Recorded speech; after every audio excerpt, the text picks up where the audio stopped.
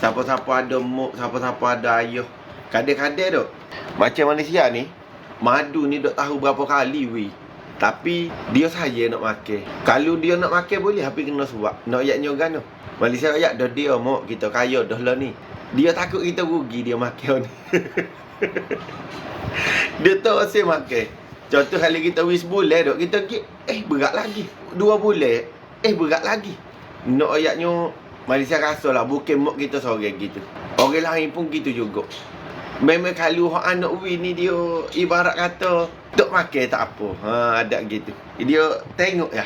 Malaysia dulu nyari madu lepas 10 tahun lepas lagi nyari. Kita wi madu sebotol 3 tahun berasa tak habis. Sebotol. Allah. Lamanya kata. Dia makan tika mana? Tika dia berasa macam kita tanya kerek-kerek kat dia makan. Takut kita kecil hati. Anak bui saya sangat dia tengok susah payah kita cari madu. Belum ni pun kerek. Kalau dia tengok kita naik pokok gapo kita buat liver kan. Jadi kadang-kadang dia tak wi naik lah gapo. Ayah pun gitu juga. Kalau kita wi madu kau wi gapo ya sipai jadi tak makan. Jadi bagus ni masa dia tak makan tu adik kerek suak madu bawang. Lepas tu jadi ke 4 bulan sekali jumpa doktor. Jadi atas 4 bulan ni kalau beres pula akan jadi 9 bulan sekali.